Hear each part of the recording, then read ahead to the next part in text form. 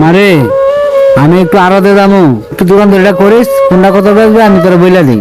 কাঁচা মরিচ 60 টাকা পোয়া, ভেন্ডি 80 টাকা কেজি, বেগুন 80 টাকা কেজি, করলা 100, লেবুর হালি 10। আচ্ছা বাবা, আমি বুঝে গেছি কোনটা কত বিক্রি করতে হবে। সোনা চল স্কুলে যাই। কিরে যাবে না স্কুলে? না তুই স্কুলে যা, স্কুল থেকে আসলে তোর সাথে আমি খেলবো না। না তোদের আর স্কুলে যাওয়া হবে না, তোদেরকে তরকারি বেচে খেতে হবে। তুই তাহলে তরকারি বিক্রি কর, আমি গেলাম। বাবা বাবা আমারও না স্কুলে যেতে ইচ্ছে করে, আমারও স্কুলে ভর্তি করো। বাবা দেখো ফাতেমা প্রতিদিন স্কুলে যায়, আমারও না ওরে দেখে স্কুলে যেতে ইচ্ছে করে।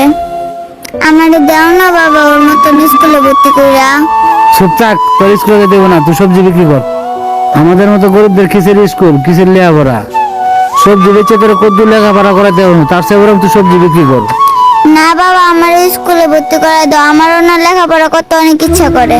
আমার সবজি বিক্রি করতে ভালো লাগে না, তুমি আমার স্কুলে ভর্তি করে দাও। চুপ থাক, তোরা কইছি না আমি স্কুলে ভর্তি হওয়া লাগতো না। না আমি সবজি বিক্রি করবো না, আমার স্কুলে ভর্তি করে দাও। আমার স্কুলে ভর্তি করে দাও। মারে আমার তো মনটা চাই তোর স্কুলে পড়ামু, ভর্তি করামু, পড়ালেখা করে অনেক বড় হবি। শুন রে মা, আমাদের মতো গরিব মানুষের জন্য স্কুল না, আমাদের সব বিক্রি করে খাইতে হবে। মারে আঙ্গুর তো লোন আনতে পান্তা পুরা, তোর লেখাপড়া করছো কিভাবে চালামু?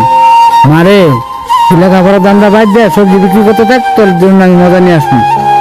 আচ্ছা বাবা তুমি যাও। তুই থাক তাহলে, আমি গেলাম।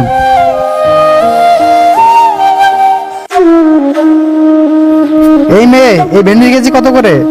আঙ্কেল ভেন্ডি নিলে 80 টাকা কেজি রাখা যাইব। ঠিক আছে, তা তোমার এই করলার কেজি কত করে, আর এই বেগুনের কেজি কত করে? আঙ্কেল ভেন্ডি 80, বেগুন 80, কাঁকরোল 80 আর বটবটি 80। আচ্ছা ঠিক আছে, তুমি একটা কাজ করো, আমাকে এখান থেকে 1 কেজি করে দিয়ে দাও। ঠিক আছে আঙ্কেল দিতেছি। যে আঙ্কেলকে ভালো ভালো দেখে তরকারিগুলো দিয়ে দিই।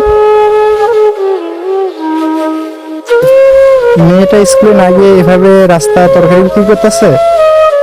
আরে মেয়েটাকে দেখে সত্যি অনেক মায়া লাগতেছে, পড়ালেখা না করে রাস্তায় কিভাবে তরকারি বিক্রি করতেছে।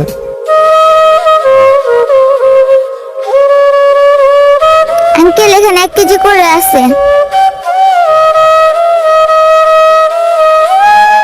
মেয়েটাকে টাকা দিয়ে তাড়াতাড়ি করে বাজারগুলো বাসায় নিয়ে যাই। এই যে তোমার সবজির দাম, তুমি তাহলে বেচা কিনা করো, আমি যাই। যাক আব্বু যাওয়ার পরে আমি 200 টাকা বিক্রি করতে পারলাম, বাবাকে তো আর দিতে পারবো? আল্লাহ এই টাকার মানে ব্যাগ, যাই তো নিয়ে দেখি।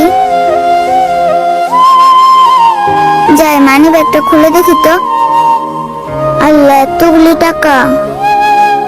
যাক এবার আব্বুকে বলে আমি স্কুলে ভর্তি হতে পারবো, ফাতেমার মতো আমিও তাহলে পড়তে পারবো। যাই এখন রেখে দিই, আব্বু আসলে দেখাইবো। যাই দেখি মেয়েটা সবজি বিক্রি করতে পারতাছে কিনা। মারে এনে তোর জন্য একটা চিপস নিয়ে আইছি। বাবা একটা না খুশির খবর আছে, তুমি না আমার স্কুলে ভর্তি করাইতে পারবা। দাঁড়াও আমি বের করতেছি। দেখো অনেকগুলো টাকা পাইছি আমি। কিরে মা, তোর কাছে এতগুলা টাকা তুই কই পাইলে? চুরি টুরি করস নাই তো?